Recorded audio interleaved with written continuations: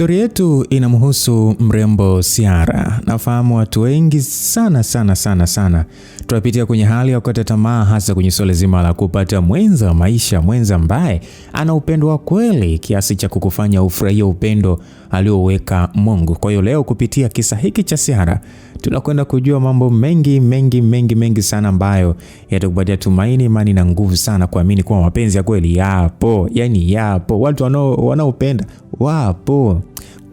Nikukumbusha tu mtayarishaji wa hii simulizi ni Rita Story, dada yako mpendwa kabisa ambaye kila story yake inapokuja moyo wako unadunda kwa amani sana. Sasa ikiwa ni saa 4 usiku, Ciara mie bwana, nilikuwa kwenye gari nikirudi nyumbani.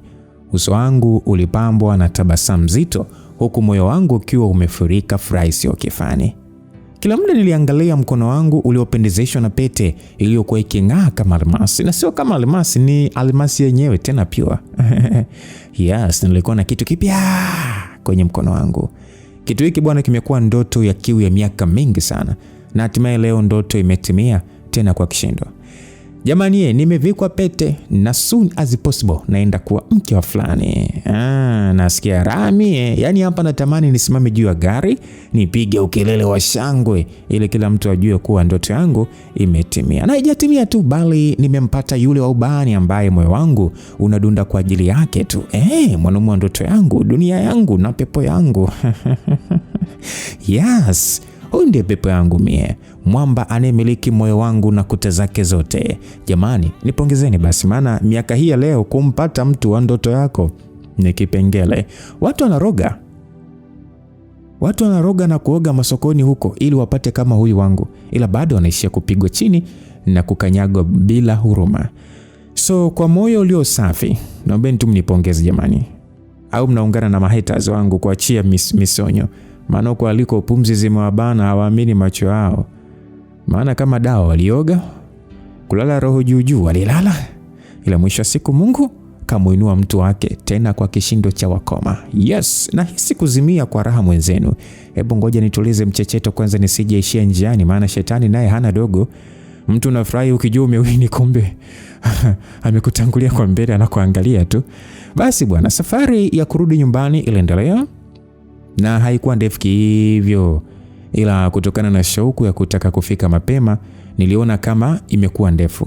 Kila saa mimi nikawa ni mtu wa kuangalia nje na kuuliza tumefika wapi, maana nilipitishwa njia ambayo siifahamu. So nikabaki na kazi ya kumchosha dereva wa watu tu. Mwisho nikaona bwana, nikae kimya nisije kushushwa bure. Basi baada ya nusu saa nilifika nyumbani, nikalipia na kushuka. Kama kuku akimbiliavo matange ya ugari, ndivyo nilivyo ukimbilia mlango. Bila hata kubisha hodi nilifungua na kupiga ukelele mmoja wa maana. Maskini shogangu alishtuka huyo. Yani aliruka kama popcorn. Choisha akafunga mlango nikabaki mbona mbio? Yani mtu kachomoka kama mshale. Hadi kanifanya sasa nistishe shangwe langu. Nikamuita kwanza, nikamwambia Teresa Nilitoka sasa nikigonga, akafungua mlango kusasa akiniangalia kwa hasira sana. Mimi sikutaka hata kuongea, nikamkumbatia kwa furaha. Hatimaye nimetoka sokoni. Hebu niache. Ndio nini kupeana pressure? So ulikuwa unataka kuniua ama? Alunguku sasa akitaka kunitoa kwenye kumbato. Mimi sikumwachia, ndio kwanza nikazidi kumshikilia kisawa sawa. Yani Ciara, bwana mnaomba niache basi. Hivi kumbe kachukia kweli? Kinyonge nilimwachia na kunyosha mkono kuonyesha pete. Bila kuongea neno akasonya tu na kurudi kukaa alipokuwa akakaa mwanzo. Nikamfuata nikamwambia, sasa sikia, ile askanivisha pete. Hakujibu, akachukua kitabu na kuendelea kusoma. Shoga yangu, ile askanivisha pete. Pamoja na kuongea huku nikiwa nimeweka mkono wenye pete juu ya kitabu anachosoma ili aone, ila aliutoa.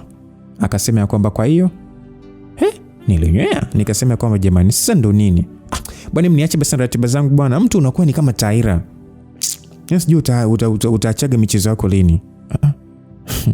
Kwa hiyo umechokia? Basi naomba unisamehe. Ilikuwa ni furaha tu, wala hata mimi sikuwa na nia kukukera. Kwa hiyo kuona sasa ili furaha yako ikamilike, lazima uharibu ya mwenzako, si ndio? Jamani, si nimesema unisamehe. Ciara, naomba uniache tafadhali. Naomba uniache, umesikia? Bwana. Mtu kidogo, yani kitu tu kidogo unakiweka moyoni kama vile nimefanya kosa kubwa. Hebu niingie zangu chumbani nikafurahia mie.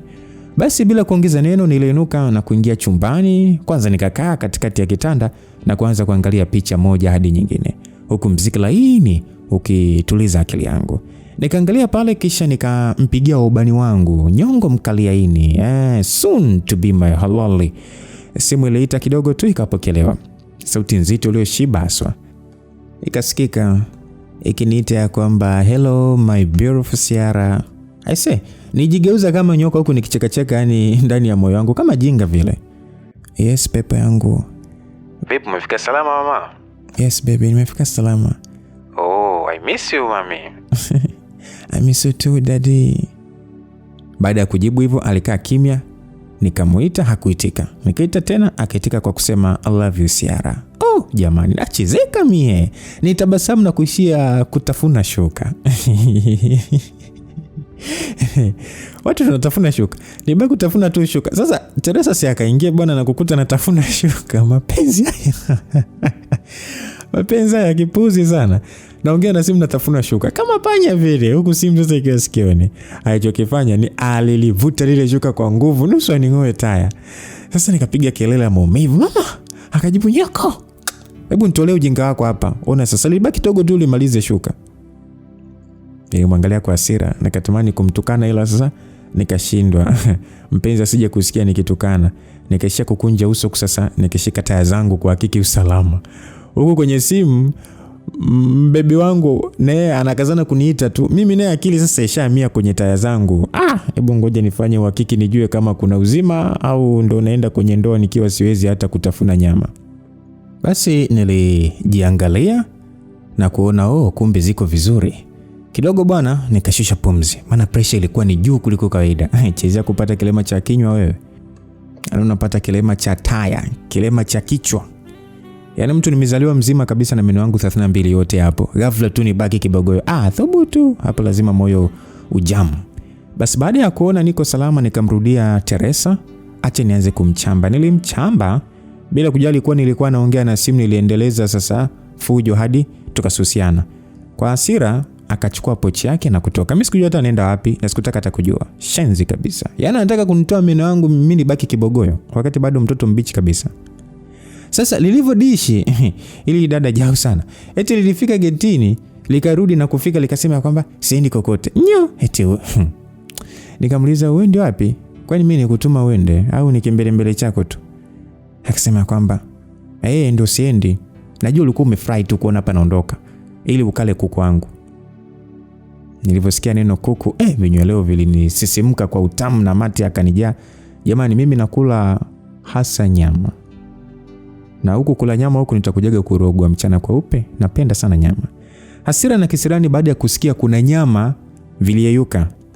Yaani nilibaki na muangalia Teresa kwa macho ya haya mambo yanazungumzika. Basi nikashtuka tu yani Teresa anasema ya kwamba wewe shenzi, nishakuona umeshaanza kuweka kisura chako kama kitoto cha paka hapa kinachohitaji maziwa.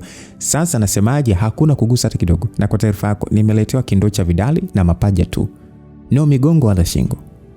Teresa bwana, usini mtu hasira kiasi hicho. Kwanza tulikuwa tunacheza tu. Mlikuwa unacheza na nani? Sisi na wewe. Kuni kulikuwa kuna ugomvi. Unajitoa akili Wewe sikia, hata ushuke vipi hakuna kula. Yaani hata ngozi upate. Teresa, kwa hiyo utakula wote mwenyewe. Lakini si uko kwenye diet wewe Teresa. Kwa hiyo ndio niache kula kuku.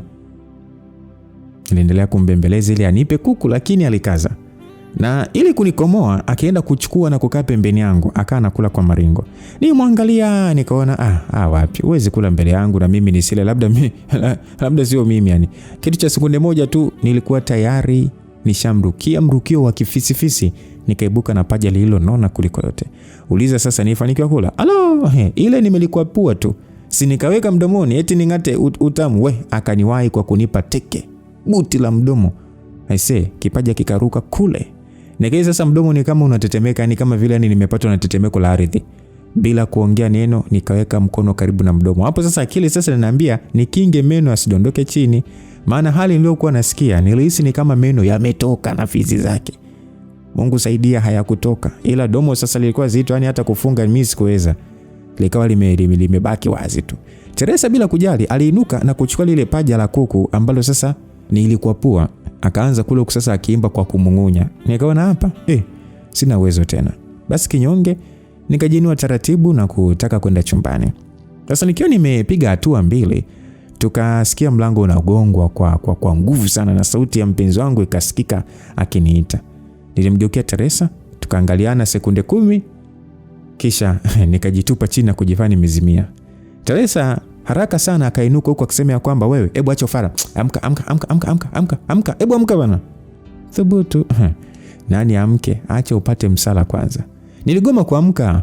Akaniweka vifinyo lakini wapi? Huku nje sasa mpenzi nesi amekazana kugonga mlango kwa nguvu. Ikabidi Teresa aniache na kwenda kufungua. Yaani ila amefungua tu, jamaa aliingia ndani kwa kasi kama vile alikuwa anakimbizwa na majambazi. Maskini Teresa alipitiwa kama kimbunga shwa. Akabaki anapepesuka tu. Mtu yule kashaingia. Kwa sauti iliyojaa wasiwasi, alinifuata nilipolala na kuanza kuniita. Akaanza kusema mpenzi amka mama. Siara amka basi, baby. Mimi hapo kimya. Acha mgeukia Teresa bwana kwa hasira akamuuliza kwamba umefanya nini mke wangu? Gumizi kilimpata, akabaki anajingata tu. Akamuuliza tena Teresa na kuuliza umemfanya nini mke wangu? Teresa akasema mimi sijafanya kitu. Wewe hujamfanya kitu, ina maana amezimia mwenyewe ama? Teresa alitaka kujitetea, akamkatisha kwa kumwambia hivyo. Sasa akasema kwamba mfunga mdomo wako na unifungulie mlango chapu. Aliongea na kunibeba juju. Teresa alifungua mlango huku sasa akimuuliza kwamba sasa unataka kumpeleka wapi? Jamaa akajibu nampeleka saluni kupambwa. Si unaona ana show ya kufanya? Pumbavu wewe. Hebu fungua mlango vizuri. Yaani nakwambia Teresa, mke wangu asipofungua macho nitakufunga. Teresa akasema bwana usinitishe bwana na mke wako huyo. Mke wako kwa ndoa ipi? Mzinzi mkubwa wewe. Mke msinipigie na mimi kelele bwana. Mimi nakwambia mimi sijahusika afu unaanza kunisingizia. Mimi sijui bwana. Alongoka sasa akitoka nje. Naona aliogopa asije kurushiwa ngumi, maana sio kwa kutoka ndani kwa speed vile, kwa sababu sasa alikuwa anaongea tu upumbavu. Basi mpenzi wangu hakutaka kuendelea kuongea. Akanipakia kwenye gari na kuingia. Akataka kuasha ili sasa nipeleke wapi hospitali. Mara akashusha kioo na kumwambia Teresa ya kwamba unasimama hapo kama sanamu ili weje? Hebu ingia kwenye gari bwana haraka. Teresa akasema niingie ili niende wapi? Mimi siendi kokote. Kwanza umetoka huko kama sijui umechanganyikiwa. Unafika unambeba. Kwani leo kuambia kazimia ni nani? Jamaa akasema Teresa, ingia kwenye gari. Teresa akasema siingii. Sasa Elias kujibiwa hivyo, alichukia, akashuka na kumfuata Teresa, akatoka mbio kuelekea ndani. Hatua 3 tu akadakwa na kushikwa msobe hadi ndani ya gari. Hapo binti sasa anapiga kelele kwamba niache bwana niache. Bila kusikilizwa akaingizwa kibabe na kuambiwa sasa jitie uchizi utoke. Nitakushindilia ngumi. Uzime unaenda kuamkia polisi. Basi kusikia hivyo akatulia. Huku sasa mdomo sasa akiwa ameuvuta kama chuchungi. Basi gari bwana liliwashwa. Safari ya kuelekea hospitali ikaanza. Mzimiaji nikaendelea kujifanya nimezimia hadi pale tulipofika kwenye geti la hospitali. Nikajiamsha kwa ukohoa mfululizo. Teresa aliniangalia kwa kuninyali. Haraka Elias sasa alisogeza gari hadi sehemu ya maegesho. Akapaki na kuja kunishika. Akanisaidia kukaa na kuniuliza kwamba unajisikiaje mama? Mimi sikujibu. Nikawa sasa namuonesha kwa vitendo tu kuwa napata maumivu makali yako. Akamkata kijicho Teresa na kunibeba sasa kunipeleka ndani. Kufika mapokezi tukapokelewa, nikawekwa kwenye vile viti vya wagonjwa. Teresa akaambiwa kwamba abaki anafuata taratibu ili mimi nihamishwe emergency. Sasa kabaki anamwangalia Elias huku sasa akitamani kumuuliza sasa niende mapokezi nikaandike nini wakati mtu ni mzima. Lakini ndio hivyo hakuweza kuongea na kipole kabidi tu afanye kama alivyoambiwa. Haya mgonjwa mie nikaitwa na daktari na kuanza kuangaliwa huku sasa nikiulizwa maswali. Nikawa naongea kwa sauti ya chini sana. Tena hapo imejaa uchungu sio wa kawaida.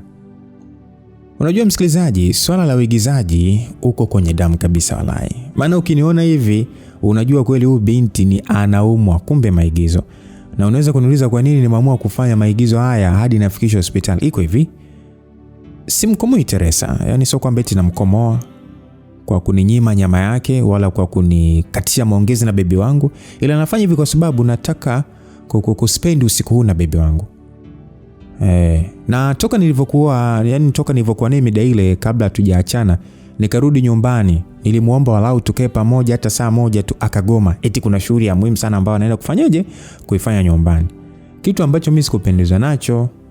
Yaani umeniandalia birthday dinner, ukanivika na pete, alafu dakika 20 mbele unaniacha mwenyewe eti unarudi nyumbani. Ina maana hiyo shughuli ilikuwa ya maana sana kuliko mimi.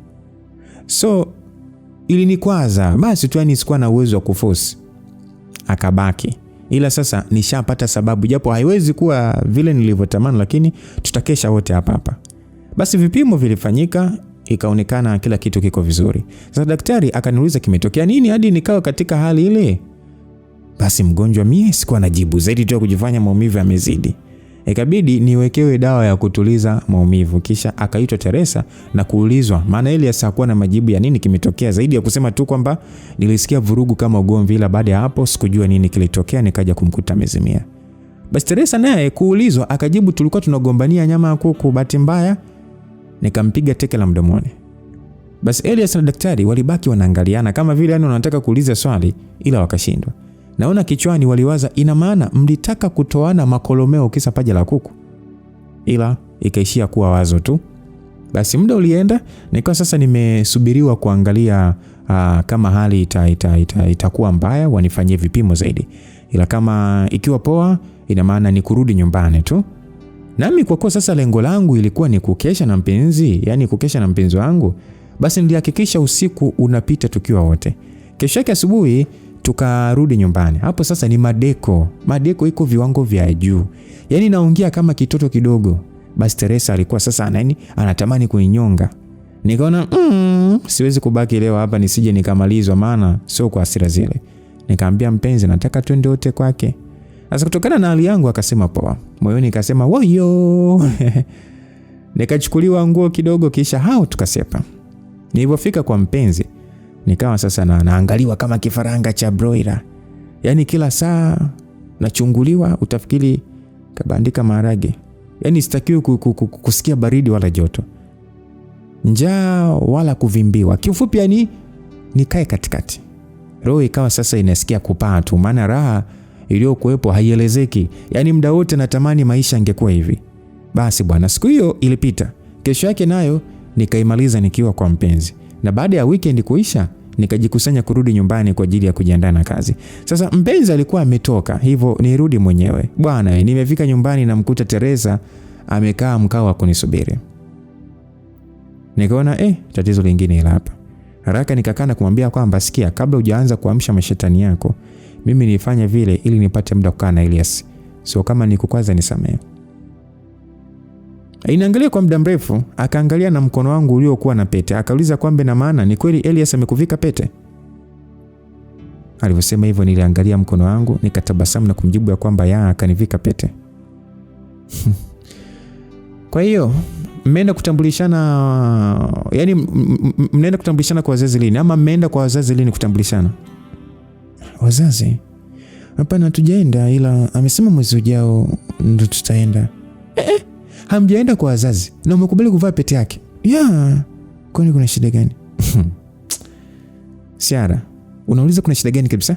Hivi unaona wapi mtu akivikwa pete kabla ya utambulisho wala mali? Bwana, ushaanza mambo yako bwana. Usikia bwana, siku hizi mambo ni tofauti na zamani, so haina shida yoyote. Kwa hiyo saizi tunaenda kizungu, si ndio? Au unafikiri uko kwenye movie? Teresa, mbona kama vile unataka kufanya ile jambo lionekane kosa? Sio kosa Siara, sio kosa. Mimi nataka tu kufanya lionekane kosa, tayari ni kosa. Siara, hivi unawezaje kukubali kuvalishwa pete na mtu ambaye familia yake haikujui wala wewe hata sijata nikuulize. Hivi unafikiria pete ina maana gani? Unaelewa maana ya pete? Sikia, tayari na nilijua tu lazima tuliongelee hili. Wewe sikia, mimi nimeshakwambia tutaenda mwezi ujao, basi elewa, mbona unakuwa hivyo? Yaani wewe Siara unashangaza sana. Na sijui unawaza nini, ila hii sio sawa. Pete na taratibu zake na heshima yake. Sio kuvalishana tu kiolela hivyo. Na nakwambia unaweza kujikuta umejivika mikosi ambayo haikutakiwa hata kuepo. Wewe mtu na akili zako kweli unavalishwa pete kichwa tu na unakubali? Kama anakupenda anakuhitaji kweli, kwa nini asingefuata taratibu vizuri? Au unataka kuniambia kwamba ni yeye hajui anavyopaswa kufanya? Basi dada, mimi sijakuomba ushauri, na haya ni maisha yangu na maamuzi yangu. Kwa hiyo mimi sitaji mtu mwingine kuja kunipa mawazo kwa sijini shije. Kama ni mahusiano, sisi tunajua tunataka nini na tunajua ni wapi tunaelekea. Kwa hiyo punguza ushauri kwenye mahusiano ya watu. Ndio maana yaani kitu kidogo tu unaanza kuongea ni unakifanya kinakuwa ni bwana, ndio hivyo. Maana ushaanza sasa, ni sijui unafikiri yani wanaume wote ni wasaliti. Waacha we.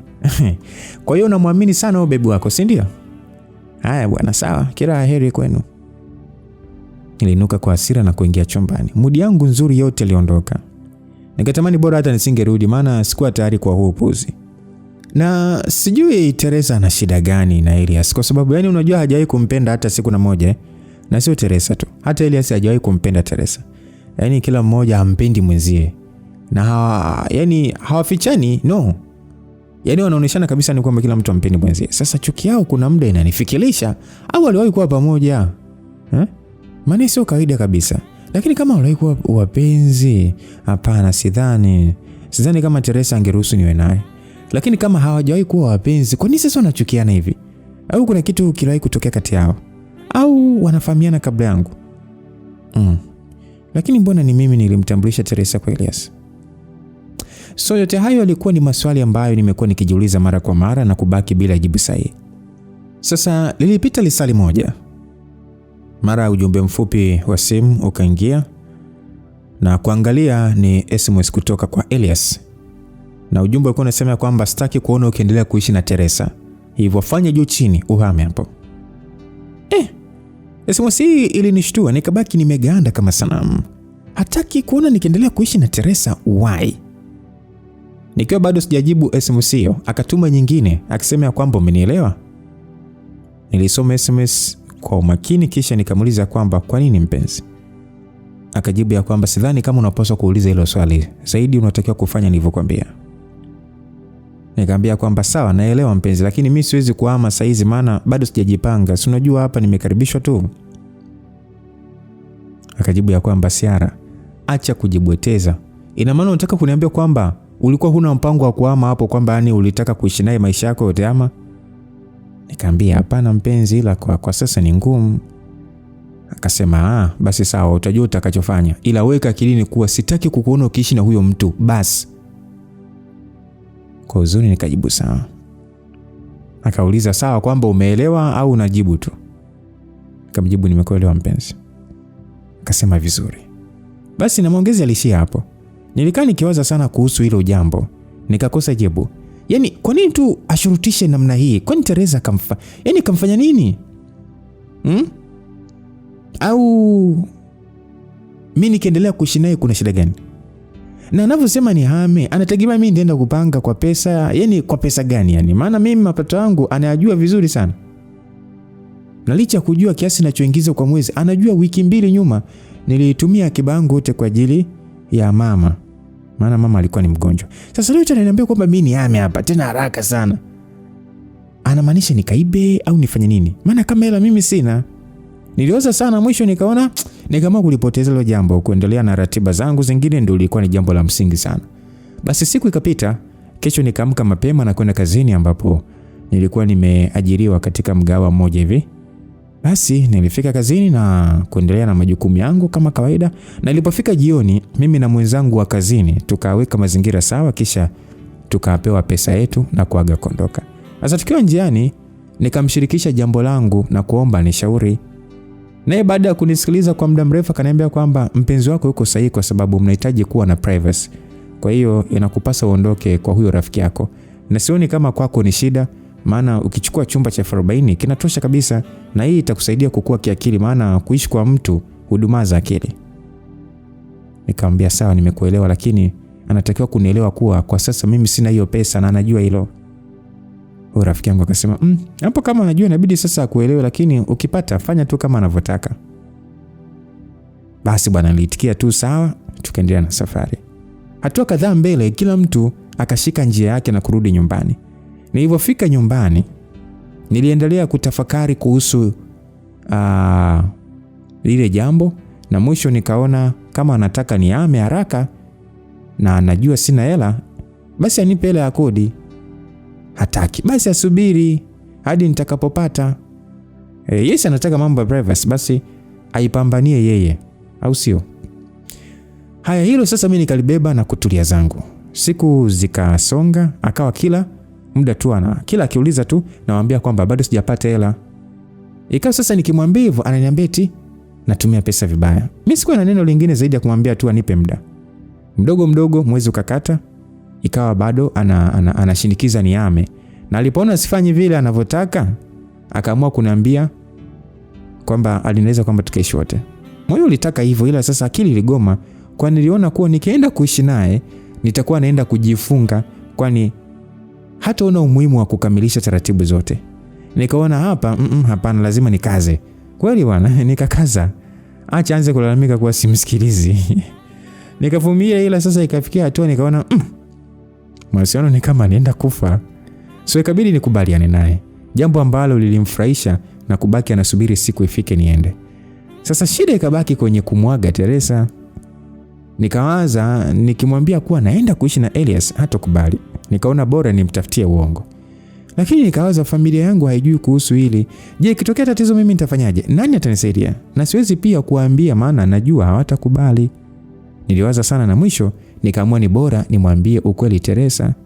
Basi nikasubiri jioni akitoka kazini. Kweli ilipofika jioni akarudi nyumbani, nikamwacha pumzike kidogo, kisha nikamuita na kumwambia kwamba Teresa, naweza kuongea na wewe? Bila kuniangalia akaniuliza, umefukuzwa kazi ama umeachwa? Kama kawaida yako, yani wewe unawazage tu mabaya. Iko hivi, mimi nataka kwenda kuishi na Elias. Neno nataka kwenda kuishi na Elias lilimfanya akapaliwa na juisi. Akakohoa mfululizo huku vijampo vikitoka bila mpangilio. Baada ya kukohoa kwa muda akaniambia kwamba unataka kuniua kabla siku zangu? Eti unataka kufanya nini? Bwana Yesu, umesikia? Ndio, mimi nimekusikia, lakini sijakuelewa. Yaani unataka ukaishi na mtu bila familia yako kujua? Binti umerogwa ama? Kurogwa Teresa ndo nini? Kwani mimi ndo nitakuwa kwanza kufanya hivi, Na hatuishi milele, ila ni siku chache tu then anafuata taratibu zote. Wewe Siara, wewe ni chizi, tena ni chizi fresh. Siara, mwanamume mwenye mapenzi ya kweli na wewe hawezi kuishi kiolela na wewe. Huyu anataka tu kukuchezea. Hebu amka basi, Yaani mtu yaani kashakuvika mpete wake. Sijui ni wa majini ama sijui ndo wa mapenzi. Basi afuate taratibu. Eti anakushinikiza ukaishi naye bila wazazi wa pande zote kujua. Na wewe sivyo na akili unaona ni sawa tu. Hebu kama umelala amka shoga yangu, sawa? Huyo sio mwanaume sahihi kwako. Kufuata taratibu sio jambo linalochukua miaka wala mabilioni ya pesa. Si ni jambo la muda mfupi tu. Okay, basi tuseme hajajipanga. Basi katambulisha nini kwa wazazi, wala hata basi watambue kuwa mko pamoja kuliko kuanza kuishi kama wezi. Siara, kuna kufa ujue. Wewe zime data tu. Siku akikufia ndani ndio utajua mkono wa sheria sio mfupi. Nimekusikia na nimekuelewa, ila tayari mimi nimeshaamua. Mimi hapa nilikuwa nakupatia taarifa. Hivi umerogwa? Siara shoga yangu, umerogwa. Umerogwa. Maana sio akili yako. Yaani Yesu wangu. Naomba nizibulie tu ili lijinga. Wewe. Yeru. Basi mimi sikutaka kumsikiliza tena, nikainuka na kuingia chumbani, nikapaki nguo zangu kwenye begi. Nilipomaliza nikatoka na kumwaga. Teresa linaangalia kwa mshangao, asielewe anaona ama anaota. Yaani ndo naondoka hivyo. Bila kugeuka nyuma nilitembea hadi ulipo mlango na kufungua ili sasa nitoke nje. Haraka Teresa alinikimbilia na kunizuia huku akisema ya kwamba Siara, hebu acha masiara rafiki yangu. Hii sio nzuri ujue. Kwa sauti isiyo na masiara nikaambia kwamba Teresa, naomba niache basi. Mbona unakuwa hivyo? Akaniambia hapana, usichukue huu uamuzi basi Siara. Unajua unaenda kuuza hatima yako. Nikaambia kuuza? Hebu acha pombe binti. Na kiufupi ni kwamba hatima yangu ni Elias. So punguza pressure na utulize akili. Maana soon utaenda kupata kadi ya mwaliko. Siara. Hebu mimi sitaki kabisa kusikia hili swala. Achana na huu ujinga Siara. Wewe bado ni mdogo ujue. Kuingia kwenye matatizo bado ni mapema. Tafadhali mnaomba basi unielewe. Nikamjibu ya kwamba bwana, naomba niache, sawa? Niache. Wewe siku zote unawazaga tu kushindwa na kukosa. Hebu basi hata siku moja basi ona kushinda. Teresa akasema kushinda kupo. ila sio kwa Elias. Siara, mimi nakwambia utalia wewe, utalia na kubweka kama umbwa. Bwana ushinde kwa jina la Yesu. Na maneno yote hayo nayageuza kuwa baraka. Niliongea na kumsogeza nikatoka nje. Akanifuata sasa akiendelea kunisini baki. Nami bila kumjibu niliendelea kupiga hatua kuelekea getini. Nilipofika nikafungua geti dogo na kutoka. Kitendo cha kutoka nje tu niliachia tabasamu baada ya kukuta Elias akiwa amesimama kwa kuegemea gari lake. Naye alivyoniona alitabasamu na kunifuata akanikumbatia kwa upendo. Hakuishia hapo, akanikisi na kuniambia kwamba I love you. Nami nikiwa katika dunia ya mapenzi nikamjibu na kupenda pia Elias wangu. Basi kwa mahaba mazito akanishika mkono na mkono mwingine akanipokea begi, tukapiga hatua kulielekea gari. Na wakati tukilielekea gari kwa pamoja tuligeuka kumwangalia Teresa aliyekuwa amesimama kama mtu aliyemwagiwa maji ya baridi. Uso wake ulionyesha huzuni nzito.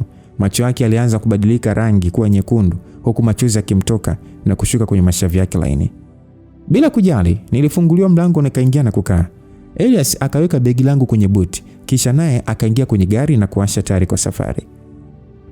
Na kwa uso uliopambwa na tabasamu nzito, nikampungia mkono Teresa, nikisema bye, bye, bye. Kisha hao tukaondoka. Safari haikuwa ndefu sana. Tukafika nyumbani kwa mahaba mazito, akanifungulia mlango, nikashuka, akaniambia nitangulie ndani, yeye atakuja na begi. Niseme nini mie? Nikaongoza ndani kwa madoido. Kufika nikakaa kwenye sofa na kuanza kuangaza macho huku na huko. Moyoni nikawa nasema wow, ndo nishakuwa mama mjengo. Mungu nijalie ndoa njema na shetani asipite karibu yetu kabisa. Basi bwana. Mpenzi alikuja akaniambia kwamba twende chumbani kwetu. Mtoto nikainuka hapo sasa na kinua meno. Yaani kama fisi hivi kaona kitoweo.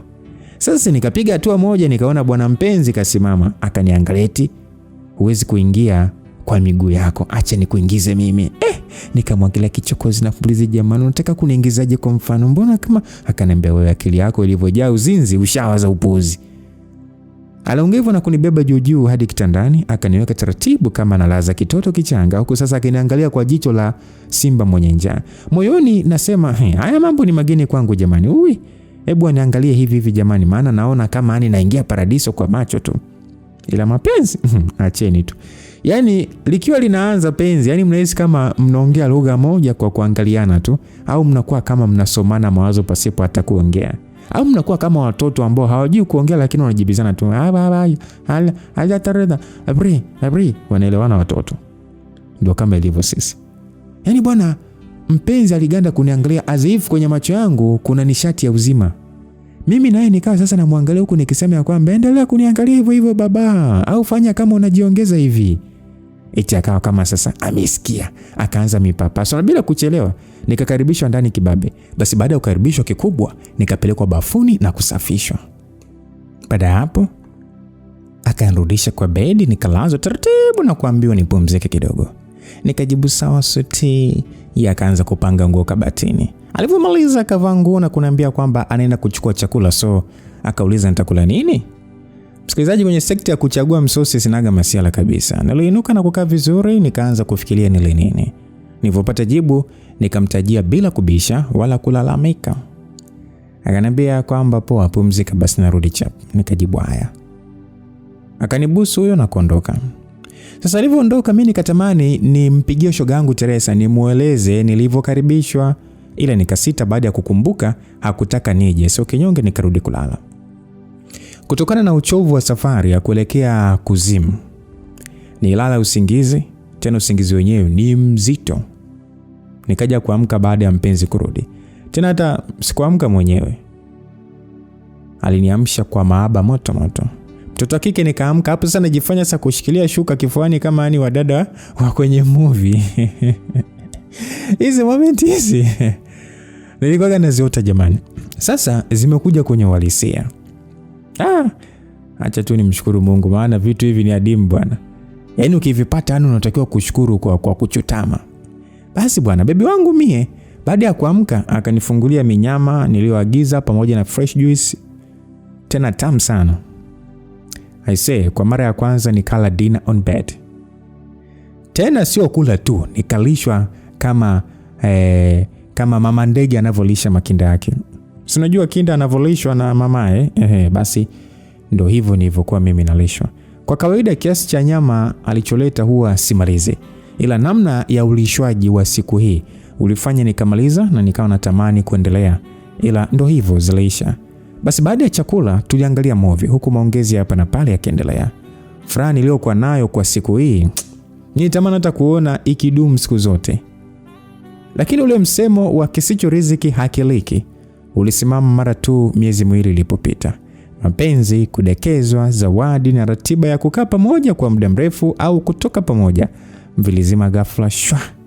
Sijui hata kilitokea nini, ila baada ya kuwa pamoja kwa miezi miwili, Elias alianza kubadilika. Akawa sasa anachelewa kurudi nyumbani, ukimuuliza anasema ni ubize.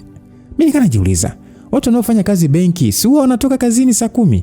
Jamani, si benki zinajulikana saa 10 wanafunga? Sasa hii ya saa 2 mara saa 3 imetokea wapi? Ina maana kuna benki inakuwa wazi hadi saa 3 usiku jamani. Kuulize nikawa nashindwa na nikawa nabaki mimi ni mtu wa kumia tu mwenyewe. Siku zikaenda, kucha zilizofichwa zikaanza kuonyeshwa kwa kasi sana. Kwa kipindi chote ambacho nimekuwa na mahusiano na Elias, hakuna siku niliwahi kumuona au kusikia kuwa anatumia pombe. Lakini ghafla tu alianza kurudi akiwa amelewa, na sio ile kulewa, yani sio ile kulewa kawaida, yani anakuwa amelewa mbwi. Siku za mwanzo nikahisi huenda atakuwa ana changamoto. So nikajaribu kusimama kwenye nafasi yangu kama mwanamke. Naongea naye kiupole tu ili nimpe amani na ujasiri wa kuongea yanayomsibu. Kwani alikuwa anaongea? Yani swala la kuongea hakuwa analitaka kabisa. Kila muda aliniambia kwamba tutaongea. Wakati mwingine nikisema niwe mkali nitageuziwa kibao na kuonekana na gubu. Basi nikaona ngoja nimwache kiwa tayari ataongea mwenyewe. Nikaendelea kuvumilia. Basi akawa free. Na yeye baada ya kuona yuko free mimi simsumbui. Mara aje saa 5, akifika hataki kuguswa wala kusemeshwa. Na kesho itafika atatoka bila kuachela matumizi. Nikimuomba anasema nitumie yangu atakuja kurudishia. Sasa mimi nikaa natoa, ila ukishatoa ndo basi tena hairudishwi. Na ikitokea nikamkumbusha jibu nalopewa ni hicho chakula alikula peke yangu au tulikula wote. Nikijibu tumekula wote, naambiwa haya funga mdomo. Mama wa huruma nikaona hilo nalo naweza kuvumilia. Naye akawa sasa akaona ngoja ni kuoneshe lingine ese. Gubu lililoibuka lilikuwa ni pro. Mwanaume alikuwa analalamika huyu. Yani kitu kidogo tu anakiongea siku nzima. Na katika kuongea lazima akukumbushe kuwa aliwahi kukufanyia hiki na kile. Hata kama ni dawa ya 200 ataikumbusha tu. Sasa nivumilia, mwisho wa siku nikaona hapa nitakufa na gonjwa la moyo bure. So cha kufanya ngoja nitafute tu hela ya kodi nisepe. Sasa ule muda napambania hela ya kodi alikuja kunipiga tukio takatifu. Yani sitoka nisahau. Wakati niko zangu kupambana sasa nipate hela ya kodi, si nikapigiwa simu kutoka kazini kwao. Kupokea nikaambiwa jamaa akapelekwa hospitali. Kuuliza shida nini, nikaambiwa ameanguka ghafla na kupoteza fahamu. Ambapo akamchukua na kumkimbiza hospitali. Hivyo nifanye chapu kwenda hospitali. Sasa kuambiwa hivyo, akili kapata moto bila hata kuaga wala kubadilisha nguo. Nikatoka nduki na kwenda kupanda boda. Mara zote huwa naogopa kitu kinaitwa boda boda. Na hii ni kutokana na uendeshaji wao. Ila siku hii sikuwa na uoga. Ndio kwanza nilitamani hata niendeshe mwenyewe, maana niliona kama anaendesha taratibu hivi wakati mimi nataka kufika mapema. Nikaona hapa ngoja nimshurutishe boda aendeshe haraka. Hadi akataka kunishusha maana soko usumbufu ule. Mwisho nikaamua kukaa kimya. Akaendesha hadi hospitali husika, nikamlipa na kuingia ndani nikiwa kama mtu aliyechanganyikiwa. Kufika nikakutana na mfanyakazi mwenzake, bila hata kumsalimia nikauliza hali ya mgonjwa wangu. Akaniambia bado anafanywa vipimo, na baada ya kuniambia akaaga kuondoka. Sasa huku akiniachia maagizo kuwa kama kuna lolote nitawajuza. Nilijibu sawa na kukaa kusubiri madaktari wamalize kazi yao. Kweli baada ya kama nusu saa hivi wakatoka, nikainuka haraka na kukimbilia ili niulize shida ni nini. Kwa upole daktari mmoja akaniambia kwamba nimfuate ofisini kwake. Basi bila kuchelewa nikamfuata. Kufika akanionyesha kiti nikae, maana nilifika na kusimama kama mlingoti. Basi bwana, baada ya kukaa akasema ya kwamba kwanza nikupe pole kwa hili lililotokea na nikutoe hofu kuwa mpendwa wako yuko salama kabisa, ila kuna changamoto kidogo ambayo ndio imemfanya awe hapa. Kwa mujibu wa vipimo tulivyofanya vinaonyesha mpendwa wako ana tatizo la moyo kutanuka, pia pressure yake iko juu sana, na kuachana na hili anaonyesha pia ni mtu mwenye msongo mkubwa wa mawazo. Sasa sijui ni kitu gani anachopitia hadi kumweka kwenye hali ya mawazo kiasi hicho, au nikuulize wewe ambaye unaishi naye, je, kuna kitu chochote ambacho hakiko sawa kati yenu? Nikajibu hapana daktari, sisi tuko sawa, ila hapa katikati kuna tabia au vitu ambavyo ameanza kufanya ambavyo hakuwahi kufanya huko kabla. Yaani amekuwa mlevi kupitiliza na kila siku anazidi kuwa mkali sana. Na nimejitahidi sana kuongea naye lakini hataki kuongea lolote kuhusu haya ambao ninamwambia. Sasa sijui kama haya yanaweza kuwa sababu, ila tofauti na haya hakuna kingine. Daktari akasema okay, nashukuru sana kwa ushirikiano wako. Sisi tutajitahidi kufanya kazi yetu na naomba uendelee kuwa karibu ili kama kuna lolote tuweze kukujuza kwa wakati. Basi nilitikia sawa na kuinuka nikarudi kukaa. Maana mimi sikuruhusiwa kumuona kwa wakati huo. Muda ulienda, ikafika saa nikapewa ruhusa ya kumuona. Kuingia nikakuta kashamka. Kwa upole nikawa sasa namuuliza anavyojisikia. Ila akawa anajibu kama vile yani hataki kuongea na mimi. Nilimuelewa nikihisi huenda bado anajisikia vibaya. So nikakaa kimya. Dakika zikakata tukiwa kimya hivyo hivyo, na mwisho nikachukua simu yake bila hata ruhusa yake. Nikatafuta namba ya mama yake na kumjulisha hali ya mwanae. Mama wa watu kusikia mwanae anaumwa akauliza yuko hospitali gani, nikamtajia na kumtoa wasiwasi kuwa niko naye, hivyo kama ni kujiandaa kuja asifanye haraka sana. Maana nilijua wako mkoani, hivyo si rahisi wao kufika leo. Lakini kilichokuja kunishangaza, saa 1:30 mbele mama yake alifika hospitali. Na sio yeye tu, bali walikuwa familia nzima. Nishangaa nikajiuliza, hii imekaaje? Maana Elias aliniambia familia yake iko Mbeya. Sasa inakuwaje mtu atoke Mbeya na kufika ndani ya muda mfupi namna hii? Niliwaza, na baada ya kusalimiana nao nikauliza, samahani, kwani mnaishi humu mdaa ama maana mmefika haraka? Kuuliza hivyo nikajibiwa na mama mtu kuwa ndio tunaishi hapa. Aisee, nilishangaa na kumwangalia Elias kwa jicho la kiulizo. Ina maana muda wote mimi nimekuwa nikidanganywa kumbe familia iko hapa? Na kwa nini anidanganye? Ina maana hakutaka nikutane na familia yake au alikuwa na maana gani yani? Na mbona haonekani kuwa na wasiwasi? Kwa sababu kawaida anapaswa kuonesha wasiwasi, ila yuko sawa kabisa. Yaani wala haonekani kuliwaza hata kidogo. Basi walisalimiana pale na baada ya salamu akamuuliza mimi ni mfanyakazi mwenzake ama? Ajabu alichokuja kujibu kinifanya nisikuzimia. Maana mama hakuwa na hofu, si alihisi kwamba mimi kupiga simu na kutoa taarifa huenda ni staff mwenzie na mwanae. Sasa jamaa yani bila kusita, bila hofu alijibu kwamba hapana mama, huyu ni mfanyakazi wangu wa ndani. Nikabaki toba. Mimi mfanyakazi wa ndani? Mfanyakazi uweni? Where? Na kwa nini mfanyakazi wa ndani? Unajua nishangaa, nikaa kama nini sijasikia vizuri.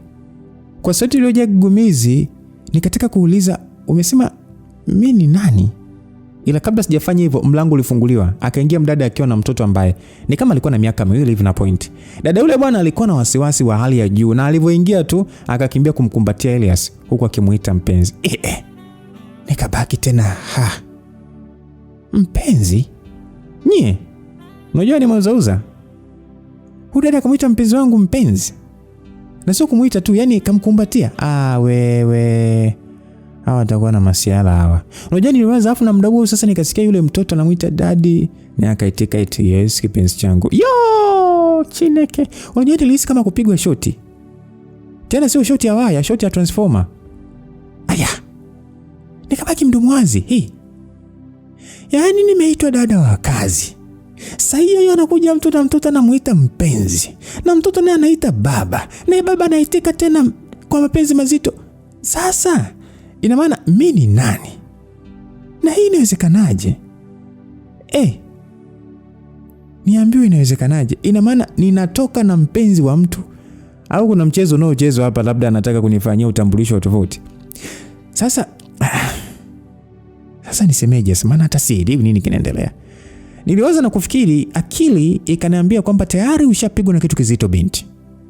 Lakini moyo ukasema hapana, hebu subiri, huenda ni maigizo, huenda kuna ka surprise kanaandaliwa. Bwana we, nikiwa bado sasa mimi nimesimama kama zuzu, si nikaanza kutumwa na yule bidada aliomuita mpenzi wangu mpenzi. Eti niende nje kwenye gari nikachukue smoothie ya mtoto. Nyo.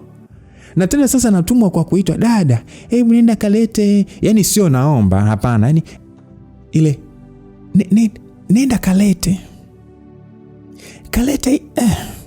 kudadeki ikali ya mwaka. Unajua kwa kweli upole niliweka pembeni, nikauliza samani, hivi kuna kitu sikielewi ama? Ile umesema nini yako afu na dada kakuitaje?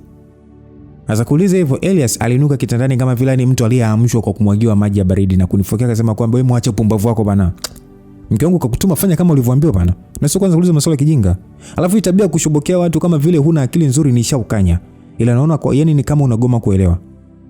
Mjinga. Hebu toka haraka bana. Hey. Mke. Hey. Aro. Yo. Sikutaka kutumia sauti yangu vibaya, sijui eti niulize no. Nilimwangalia kwa sekunde kadhaa bila hata kuongea, nikageuka na kuondoka. Sasa nimepiga hatua mbili tu. Bidada akaongea kwa kufoka akasema, "Hivi unaenda bila funguo wala maelezo ya sehemu gari ilipo? Unategemea kutumia uchawi? Au una nguvu za miujiza we dada?" Bila kuongea nilimwangalia, akachukua funguo na kunipatia. Nami nikapokea. Ila kitendo cha kupokea tu funguo, nilimpiga nayo Elias ya uso na kuondoka kwa hasira. Kila mmoja akabaki natoa macho. Naona wa kuelewa walishaelewa, ila akafanya kuzuga tu. Basi na mimi nilitoka wodini na kupiga hatua za haraka kutoka ndani ya jengo. Nilikuwa nimebakiza hatua kadhaa kulifikia geti la kutokea. Nikasikia sauti nyuma ikiniita. Nikageuka na kuona anayeniita ni mama yake Elias. Nikataka kuondoka ila nikasita na kujiambia ngoja nisimame nisikie anataka kusema nini. Nikasimama bwana. Mama yule akapiga hatua za haraka na kunifikia. Ajabu, kitendo cha kunifikia tu aliniweka kofi la maana. Yes, sijakaa sawa akaniweka lingine. Watu wote waliokuwa sasa pale nje wakabaki Binafsi mimi sikuelewa kwa nini nimepigwa. Kwanza nilipatwa na mshtuko. Nikabaki namwangalia kwa mshangao. Yaani kwa nini kanipiga? Afu kitu cha kushangaza, mama yule baada ya kunipiga makofi mawili kwa mkupuo akaanza kufoka. Eti mimi ndo sababu kijana wake yuko kwenye hali ile nini? Akaenda mbali zaidi kuwa mimi ndo nimefanya hadi leo hajamuoa mama mtoto wake. Ukweli sikuwa na neno la kuongea. Maana tukio lile kwangu lilikuwa ni la kushtukiza. Afu mimi sikujua kama Elias alikuwa na mwanamke ambaye tayari wana mtoto, na licha kuwa na mtoto tayari anafahamika na familia. Kwa hiyo hili kwangu alikuwa dogo. Ama na ukitegemea ni afu mimi nimekuwa kwenye mahusiano na yeye mwaka mzima, na ndani ya mwaka huo miezi miwili nimeishi naye kama mke na mume. Na banjuliwa, na binuliwa, na mpikia, na mfulia, ninadeki. Yaani matumaini, ndoto na matarajio mengi ambayo tulikuwa tumejiwekea yalikuwa mengi mno, na hakuwahi hata mara moja kunionyesha kuwa ana mtu mwingine zaidi yangu.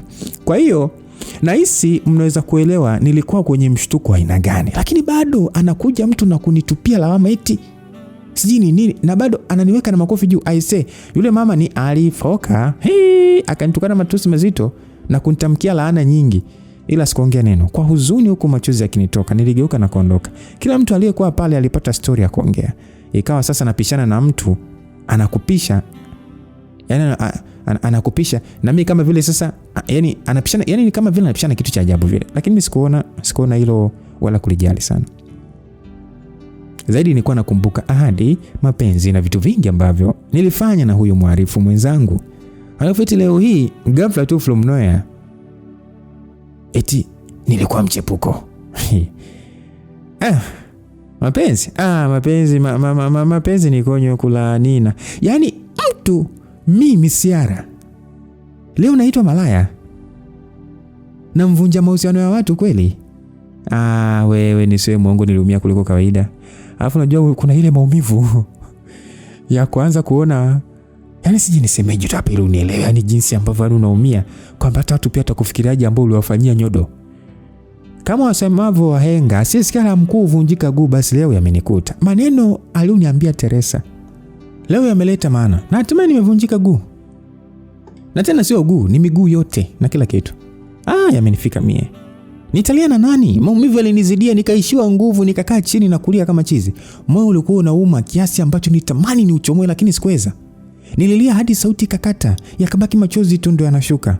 Nikatamani kuinuka lakini miguu haikuwa na nguvu. Bahati akatokea mdada ambaye alikuja na kuchuchumaa mbele yangu. Bila kuniuliza shida nini, akanishika begani na kuniambia it's okay. Aliposema hivyo, niliinua uso nikamwangalia kwa machozi yakinitoka. Kwa upendo ule dada bana aliinuka na kuninyoshia mkono nimshike ili niinuke. Nami bila kusita nikamshika. Akaniinua na kunipeleka hadi kwenye gari lake ambalo alikuwa amepaki pembezoni mwa barabara. Akafungua mlango na kunisaidia, nikaingia na yeye akaingia na kuniambia kwamba kama bado unasikia kulia lia tu, usijizuie. Kuambiwa vile, nikaendeleza kilio hadi ikafika sasa muda machozi nayo akagoma, nikabaki kama zuzu tu. Yule dada akaniuliza nyumbani ni wapi. Bila kwanza nikamuelekeza anakuishi Teresa. Sasa mimi sina ndugu msikilizaji au rafiki ambaye naweza kwenda kwake zaidi yake. So sina jinsi zaidi ya kumrudia rafiki yangu tu. Uzuri Mungu alikuwa upande wangu, kwani baada ya kufika nyumbani kwake nilimkuta na alivyoniona alimpokea bila hata kuuliza kuna nini. Akaniingiza ndani na kuanza kuniambia nisilie, kila kitu kitakuwa sawa. Namna alivyokuwa akinisemesha kwa upole na upendo vilifanya nikaumia mara mbili na kuanza kumuomba msamaha kwa kutokumsikiliza. Akaniambia kwamba usijali, naelewa, wewe tulia tu, kila kitu kitakuwa sawa na utapata mtu atakayekupenda kwa dhati. Sawa mama? Nitikisa kichwa kuashiria ndio na kujilaza kwenye mapaja yake. Sikio la kufa limesikia dawa, nimekoma mie. Teresa alinibembeleza kwa muda kisha akaniambia kwamba naomba pochi yako. Alivyosema hivyo, niliangalia huko na kumwambia kwamba nahisi nitakuwa nilisahau kazini. Bila kuongea, akachukua simu yake na kutoka nje. Sasa kwa mawazo yangu nikahisi huenda kuna kitu anafanya au kaenda dukani. Lakini hadi masaa mawili yanapita, hakuwa amerudi. Nikaanza kujiuliza atakuwa ameenda wapi? Dukani au, lakini haiwezekani maana dukani sio mbali kiasi cha kukaa muda wote huo. Niliweza na kuamua kumpigia ila simu iliita na kukata bila hata kupokelewa. Mimi sikuishia kupiga tu, nikatoka hadi nje ila sasa sikufanikiwa kumuona. Ikabidi sasa nikae kusubiri.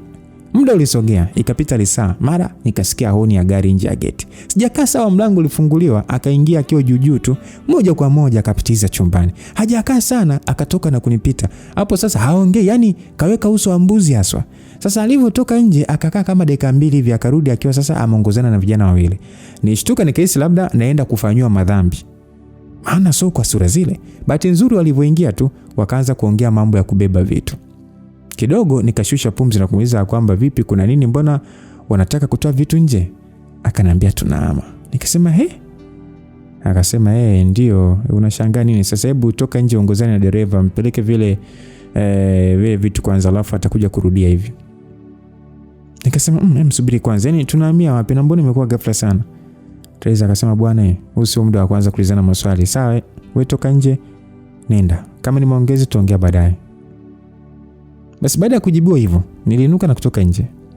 Aisa kitendo cha kutoka tu nilishangaa kuona gari kubwa limejaa vitu. Afuta kushangaza vile vitu ni vya Elias.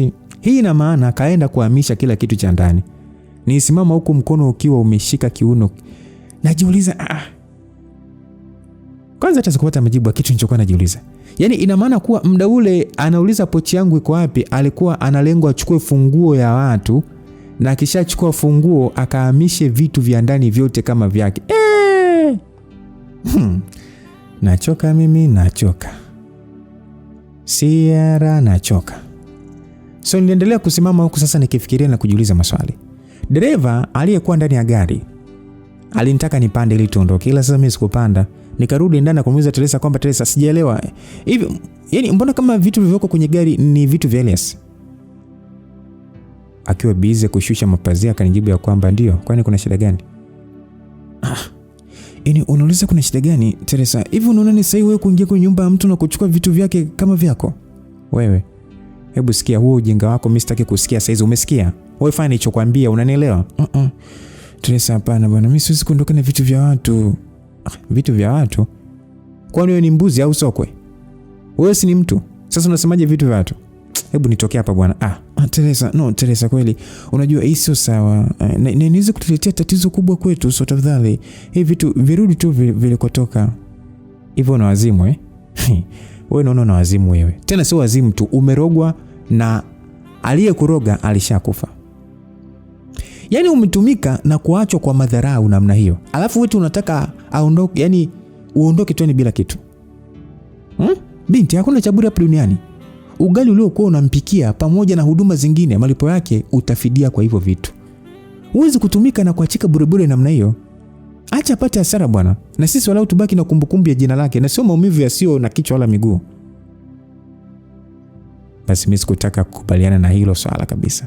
Ila hakunielewa, akasema kama nitahitaji kuvirudisha basi nitafute sehemu nyingine ya kuishi, ila sio kwake. Jambo ambalo linifanya nikakaa kimya, maana mimi sikuwa na sehemu nyingine ya kwenda tofauti na kwake. Basi kinyonge nilitoka nje na kuingia kwenye gari na kuondoka. Naona dereva alikuwa ameshapewa maelekezo ya tunakoenda. Hivyo bila kuuliza tulifika, wakashusha vitu na kufuata vingine. Baada ya kumaliza kubeba vyote, wakalipwa pesa yao na kusepa. Kazi kabaki kwetu kufanya usafi na kuanza kupanga. Kwa kuwa sasa nyumba aliyochukua ilikuwa ni nzima, tuliamua kufanya mojawapo ya chumba kuwa store kwa baadhi ya vitu, maana vilikuwa vingi mno. Basi baada ya kupanga kila kitu, nikakaa na kumuuliza kwamba ina maana ulikuwa na mpango wa kuhama na tayari ulishapata nyumba au imekwaje? Akanijibu ya kwamba kwa jinsi unavyolijua hili jiji, unahisi ni raha kupata nyumba kali namna hii ndani ya dakika 10? Nikamwambia kwamba kwa hiyo ulikuwa tayari umeshapata nyumba. Haya, hongera bwana. Nilimjibu tu hivyo. Yeye hakujibu, akainuka na kuingia kulala. Siku ikapita. Kesho alivyoingia akaenda kazini. Mimi sikuweza kutoka, maana mimi sikuwa sawa kabisa. Na siku hiyo nilimaliza bila kufanya chochote. Kesho yake ilipofika nilienda kazini. Kufika bosi akaniambia kwamba hanihitaji tena, maana naenda kazini kwake nitakavyo mimi. Sikuwa na muda ya kumbembeleza mtu bwana. Zaidi nikaomba malipo ya nusu siku ambayo nilifanya juzi. Hakuwa na neno, akanilipa kilo safi tu, nikaaga na kurudi nyumbani. Nikaaga na kusubiri jioni. Teresa alivyorudi, nikamueleza kuwa kibarua changu kimeota nyasi. Akaniambia usijali, acha tuuze vitu vya Elias ili upate mtaji hata wa genge. Sasa kwa kweli na mimi nilikuwa na shida, sikuwaza mara mbili. Nikaitikia poa na tukaanza kutafuta wateja. Mungu saidia, ndani ya wiki moja tukafanikiwa kuuza vyote. Huko nyuma, baada ya Elias kutoka hospitali, alishangaa kurudi nyumbani na kukuta nyumba ikiwa tupu. Alipagawa na kuanza kunisaka kwa hasira. Ila bahati mbaya hakuweza kunipata, maana hata laini nilibadilisha na mimi sikuwaza lolote kuhusu yeye. Ndio kwanza nilikuwa busy kutengeneza kesho yangu. Na uzuri, hela iliyopatikana kwenye vitu vyake ilikuwa nyingi kiasi fulani, maana vitu vilikuwa vya viwango vya juu. So baada ya kupata pesa, nikawaza biashara ya kufanya kwa hela ile. Nikaona biashara ya nguo za ndani itakuwa ni nzuri zaidi. Lakini nikapiga mahesabu ya frame na kuweka ndani vizuri, nikaona hapana, acha nifanye maamuzi magumu. Nikatafuta chumba cha bei nafuu, nikalipia miezi 6. Sasa baada ya kulipia chumba, nikanunua masufuria makubwa 2, mabakuri, sahani, ndoo, vijiko, ubao wa chapati na mamvuri. Nilivyokamilisha hivyo, nikatafuta sehemu yenye mzunguko mkubwa wa watu, nikaanza kupika supu ya kongoro pamoja na chapati. Ilikuwa ni maamuzi ambayo niliachukua bila kufikiria mara mbili. Ila ukiniuliza kwa nini niliamua hivi, jibu ni kwamba nilitaka kuanza kujipambania mwenyewe bila kumtegemea mtu. Asa Teresa hakupendezwa na uamuzi wangu wa kwenda kukaa mwenyewe tena katika chumba cha bei rahisi vile. Ila niliongea naye kiupole tu na kumshukuru kwa kunistili na kuwa rafiki bora kwa kipindi chote cha urafiki wetu. Kishingo upande akaniacha niende, ila nikawa kila siku baada ya kutoka kazini kwake anapita kazini kwangu na kunisaidia kuhudumia wateja. Asa jambo hili linifanya nizidi kumshukuru Mungu kwa ajili yake, maana hakujali kama sehemu ninayofanyia kazi haifanani na hadhi yake, wala hakujali kuwa atajichafua. Yani yeye kila kitu, mambo aliyojali ni jambo aliyojali ni kuona mimi napiga hatua. Hivyo muonekano wa mazingira, hali ya watu pamoja na hadhi yake hakuviangalia, zaidi tu alizidi kunipa moyo na kuendelea kupambana. Basi kwa neema ya Mungu biashara ilizidi kuwa nzuri kila itwapo leo. Wiki zikakata, miezi ikapita na hatimaye mwaka ukatimia. Biashara nayo ikawa moto. Kila aliyekula chakula changu basi airudi tena na tena. Jina langu likaenea sehemu ile, ikawa sasa ukiuliza ni wapi utapata supu nzuri, unaelekezwa moja kwa moja kwangu. Kazi kanikolea, nikaamua kuuza na asubuhi. So asubuhi nikawa napiga kazi, ikifika saa 5 hakuna kitu, naweka mazingira safi kisha naenda kupumzika hadi saa 10 narudisha tena majeshi kazini. Napambana hadi saa 3 na nafunga na kurudi home. Maisha yaliendelea na miezi 6 ikapita, jumla ikawa sasa mwaka na nusu. So baada ya huo mwaka na nusu kupita, nikawaza kuacha ili nifanye biashara ya kuuza nguo za ndani kama ilivyokuwa toka mwanzo. Ila Teresa akanishauri nisiache, ila nifungue na kuweka mtu, alafu mimi niendelee na misha yangu ya chapati na supu. Nikaona kweli ngoja nipige huku na huko. So nikaanza kuhangaika kutafuta frame. Nilipopata nikaiweka vile nataka, kisha nikanunua mzigo, nikapanga fresh tu, na nilipomaliza yote hayo nikamweka binti. Kisha nikarudi kwenye kazi yangu sasa, ambapo ilikuwa ni kila ninapomaliza kuuza asubuhi naenda kukaa dukani kwa masaa kadhaa, then narudi kuandaa vitu kwa ajili ya jioni. Hilo nalo Mungu akalibariki bwana. Mambo yakaenda vizuri, nikawa sasa napiga huku na huko. Sasa bwana, katika kipindi chote hicho mimi sikuwa na mahusiano yoyote. Na nilifanya hivyo yani mimi sitaki kuvurugwa. Sitaki kabisa. Yani sikutaka kuchanganya haya mambo. Nitaka nitengeze kwanza kitu kimoja kisimame. So baada ya kuona mambo yamekaa poa, nikasema sasa naweza kuwa na mpenzi.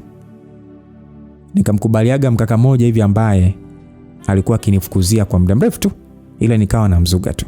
Sasa bwana, baada ya kumkubalia, si nikajua nitaenda kuenjoy my love, maana kaka alikuwa vitu vyangu kabisa, yani alionyesha ni huyo ananipenda kufani. Lakini kitendo cha kuingia kwenye lihusiano, nilipigwa ya uso chali. Yani penzi lidumu mwezi tu, jamaa akasema kibabe. Nikajiambia hakuwa riziki yangu. Basi nikajipa muda wa kupumua kidogo. Baada ya hapo nikaingia kwenye ulimwengu wa mahaba na mtumishi wa Mungu. Na kwa huyu mimi niliona ndo ile pale. Ila ghafla tu wingu likatanda, penzi likavunjika mbwa. Na hili sasa nilivunja mwenyewe kwa mikono yangu miwili. Unajua ilikuwaje? Iko hivi. Baada ya miezi 6 ya mahusiano, kijana alitaka kufuata taratibu ili tufanyeje, tufunge ndoa. Mimi ni nani nikatae jamani ndoa jamani? Mimi kweli ukata ndoa? Hapana. Tena kwa mwanaume nayempenda. Alafu ni mtumishi wa Mungu. We kuweza. Nikamwambia njia ni nyeupe baba, karibu sana. Naye bila kusuasua akanipeleka kwao bwana. Na mimi nikampeleka kwetu. Baada ya hapo posa ikatolewa. Na baada ya posa akaomba nivalishe pete mbele ya familia. Mimi sikuwa na wasiwasi mie. Na wala hata sikuwa na wasiwasi na upendo wake. So nikasema yes kwa mtumishi. Pete ikawekwa kidoleni, nikawa mchumba wake halali. Yakabaki mambo haya mawili, mahari na ndoa, ambapo aliomba miezi 3 mbele ndipo mahari itatolewa. Na baada ya mahari taratibu za ndoa zitafanyaje? Zitafuatwa. Sasa bwana, kwenye miezi 3 kabla haijafika ndio nikaanza kuona shege bana. Yani ghafla tu mwanaume akaanza kunikontrol kwa herufi kubwa. Mwanzo niliona ni sawa, maana mimi si ni mwanamke wake bwana. Kwa hiyo ana haki ya kutaka niishi vile anataka. Ile taa nyekundu ikawaka bwana. Alianza kunipangia matumizi ya pesa ninayoitafuta mwenyewe. Yani nikitaka kununua kitu chochote lazima apinge na kusema hakuna kununua. Ukiuliza kwa nini, eti anasema haina umuhimu. Ulizia sasa hicho kitu anachosema hakina umuhimu ni kitu gani? Ni nguo. Mara nyingine ni vitu vya ndani. Mara moja nikaa sasa namsikiliza. So naacha kununua. Ikitokea nikapenda kitu au kutamani kitu, nachukua kimya bila hata kumshirikisha. Na akija nyumbani akaona, namwambia nimepewa na Teresa. Kwa akawa anajibu tu sawa na kupotezea. Kwa hiyo amani sasa ikawa inatawala. Mara akaanza kwa nini unasuka nywele za gharama? Huoni kama unapoteza pesa? Kwa nini usisuke tu nywele za mkono? Kwani kuna lazima gani? Kuna lazima gani wa kusuka rasta? Mimi nikasema tena. Mtoto watu mimi sipendi ugomvi. So hilo nalo nikamsikiliza na kuanza kusuka nywele za mkono zile za mstari tu. Wabongo wanaitaga tuende kilioni. Sasa sijajua watu huko nchi zingine mnahitaji, ila ni zile mistari tu. Lakini hilo nalo akaona litosha, akasema hapendezi na nguo zangu, madai ni fupi. Kwa hiyo niziache na kununua zingine ambazo zitakuwa ndefu. Kwa mara nyingine nikafanyaje? Nikamsikiliza. Nguo zangu nikafungia kabatini na kuanza kushona vitenge. Sasa nikose ndoa kisa nguo? Kwani nikivaa nguo ndefu na nababuka? Jibu ni hapana. So nikaacha nguo zangu zote. Hapo najua hatutakuwa na mzozo mwingine. Lakini jamaa kaibuka tena, eti niache kujenga nyumbani, maana mwenye jukumu la hilo ni baba yangu au kaka zangu na sio mimi. Hilo nikamwambia haliwezekani. Yani mimi nimepata hela eti nisiwajengee wazazi wangu? Nisiwajengee kibanda kisa mwanaume hataki? Kwani hela ninayotumia ni yake? Jibu ni hapana, situmii hata 100 yake. Sasa kwa nini kupangiana? Niligoma katu. Akaanza, una heshima, sijui una madharau, maana vile. Nikaambia sawa. Na naongea yote hayo, anihudumii wala kunisaidia kwa chochote. Yaani hata umpigie umwambie kwamba nina shida kubwa kiasi gani, hatoi pesa yake. Ukiuliza kwa nini anafanya hivyo, jibu ni kwa wewe sio mke wangu. Kwa hiyo sio jukumu langu kukuhudumia, maana bado hujawa mke wangu halali. Nikajiuliza sasa, kama hataki kunihudumia eti kwa sababu sijawa mke wake, kwa nini anataka nimtii kwa kila kitu kama vile yani kashakuwa mume wangu tayari? Nikashtukia mchezo. Ila bado nikajipa matumaini ya kijinga kwamba anaweza kufanyaje, anaweza kuwa sahihi. So nikaendelea kuvumilia. Muda ukaenda we. Ikabaki wiki moja tu, waje kufanyaje, kutoa mahari. Bwana siku hiyo akaniita na kuniambia kwamba Siara, nimekuita hapa nikitaka tuwekane sawa kwa mambo kadhaa. Nikaitika ndio baba. Akasema ni muda mchache sana umebaki wa sisi kulielekea agano la ndoa takatifu. Hivyo kabla hatujafika huko, naomba tuelewane kwa mambo yafuatayo. Siara, Mungu akijalia kutupatia ndoa takatifu, nitapenda ufahamu mambo makuu mawili. Moja, sitataka ufanye kazi. Na ukiwa utataka kufanya kazi, basi utajihudumia kwa kila kitu mwenyewe. Hilo ni jambo la kwanza. La pili, kodi ya meza haitakuwepo. Hii inamaanisha nitakuwa naenda sokoni mwenyewe, na ikitokea nikakupa pesa basi change irudi. Yaani hata kama itakuwa ni shilingi 50 niione. Lingine, pesa yote utakayoipata unatakiwa kuileta mezani, nichanganye na ya kwangu, then tutapanga tufanye nini. Na ukiachana na hilo, ikitokea Mungu akatupa uzao, nisingependa mwanangu avalishwe haya madude, sijui mnahitaje ma popcorn nini, ma ponpon sijui nini, ma pampers sijui haya. Wala sitaki kuona wakiangalia haya mambo ya dunia. Mnahitaji sijui vile sijui nini katuni. Katuni hizo. Sitaki wanangu waangalie uchafu. TV itakuwepo ndio, lakini watawekewa mahubiri na vipindi vingine vya dini. Nadhani umenielewa. Kama utakuwa na neno lolote la kuongeza hapo, unaweza kusema.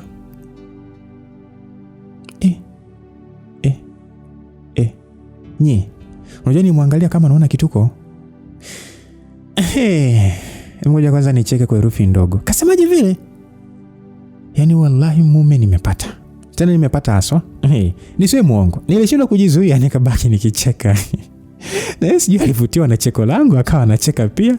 Kwa hiyo kubaki tunacheka tu. Nikaona yuko na mali hayuko sawa. Kwa upole kabisa nikaacha kucheka, nikamuuliza, baba, samahani, umesema sitaki kufanya kazi na ikitokea nikafanya kazi basi nijihudumie mwenyewe, si ndio? Akajibu ndio. Nikauliza kwa nini? Akasema kwa sababu utakuwa unafanya kazi. Nikasema kwa hiyo nikifanya kazi sitakiwi kuhudumiwa. Sasa kutakuwa na maana gani ya mimi kuolewa na wewe? Akasema kwamba kwani unaolewa ili uhudumiwe? Kwa hiyo hebu ngoja kwanza si wewe ulikataa hata kunihudumia kwa chochote kwa madai hadi niwe mke, yani kwamba hadi niwe mke wako, si ndio? Kwa nini unabadilisha gawani? Na ni jukumu la mwanamume kumhudumia mke wake. Sasa utasemaje eti nitakuwa najihudumia mwenyewe? Yani kivipi? Wewe vipi wewe? Ni jukumu la mwanamume kumhudumia mke wake vipi yani? Na mume naye atahudumiwa na nani? Au mwanamke ndo anastahili kuhudumiwa peke yake? Kwa hiyo naona nataka kuhudumiwa. Of course, kwani mimi sio wako? Kudadeki. Eti nini vile? Uanza maneno ya kidunia, si ndio? Alafu umependeza sana ulivyobana nywele zako. Nimependeza kuliko nikisuka Ya, ukibana nywele unapendeza. Asante, na nimekusikiliza, kwa hiyo sijali. Baada ya kumwambia hivyo, akaniambia twende nyumbani kwake walau nikae hata kidogo. Sikuwa na pingamizi, nikajibu sawa. Tukainuka na kupita nyuma ya jengo la kanisa, maana maongezi yalikuwa yanafanyikia kanisani. Basi bwana, tulifika nyumbani, akatoa mkeka nje, nikakaa, akaniletea soda, tukawa tunapiga story tu. Aliletea soda. Ngoja niwaambie kitu msikilizaji, ngoja nikwambie kitu. Huyu kaka toka nimeanza naye mahusiano hataki kitu kinachoitwa minyanduano. Minyanduano ni dhambi, afya ni mtoto wa Mungu, so anapaswa kuiepuka dhambi kwa hali na nini, kwa hali na mali. Hivyo mara nyingi huwa nikija tunapiga story tu kisha narudi zangu nyumbani. Usiniulize mimi ni mwezaje. Inawezekana jamani, japo kuna siku nilitaka kumuingiza kwenye mtego, Makisi akashushwa amana. Akalainika kabisa. Ila ghafla tu akaokolewa akili. Akili zilivyomrudi tu aliniachia na kupiga magoti kuielekea picha ya Yesu ambayo inadaiwa ilipigwa kwenye kitambaa cha Veronica ambacho alikitumia kumfutia uso Yesu miaka ile. Kwa hiyo kijana akapiga magoti na kuomba toba kwa Mungu. Tena chozi likimtoka. Sio siri, hiyo siku nilijisikia vibaya. Nikajiona kama shetani. Baada ya tukio hilo nilijiapiza sitakuja kumtega kaka wa watu tena. Na yeye akaweka usalama kwa kusema kwa kipindi chote ambacho tutakuwa hatujaoana basi tutakuwa tunakaa nje. Na ndio maana hata leo katoa mkeka, tumekaa zetu nje, nimeletewa soda. Watu wana imani bwana. Usije kusema haiwezekani. Wewe sema ni wewe tu ndo huwezi. Ila huko nje watu wanaweza wana kukimbia uzinzi. Wanaweza vizuri sana. Basi bwana, tuliendelea kuongea. Ilipofika saa 9 nikaondoka kwa ajili ya kwenda wapi kufanya maandalizi ya biashara jioni. Nilipofika nyumbani tu kitu cha kwanza nilivua pete, nikaweka mezani, alafu nikapiga hatua 3 nyuma. Nikasimama na kuiangalia ile pete. Mwisho nikajiambia kwamba nataka ndoa ndio, ila hapa hapana. Niliongea na kuishika, nikairudisha kwenye kibox chake. Kweli siwezi kuolewa na huyu kaka hata kwa dawa. Kwa sababu naona kabisa nikienda kuteseka, na kama sitataka kuteseka ina maana nikubali kila kitu atakachosema bila kusema neno hapana. Sasa hiyo itakuwa ni ndoa au jela? Na anasema yote hayo bora hata angekuwa na pesa au kazi ya maana. Yaani mtu anafanya kazi ya kibarua kiwandani. Alafu leo eti anataka mimi nikawe mama wa nyumbani. Ina maana anataka tutoboe lini sasa? Na sidhani kama ana malengo mengine zaidi ya kula na kupata watoto. Maana mimi niliwaza sana kutoka ndani ya moyo, nikasema navunja uchumba haraka sana. Tena sitaki ushauri wala maoni.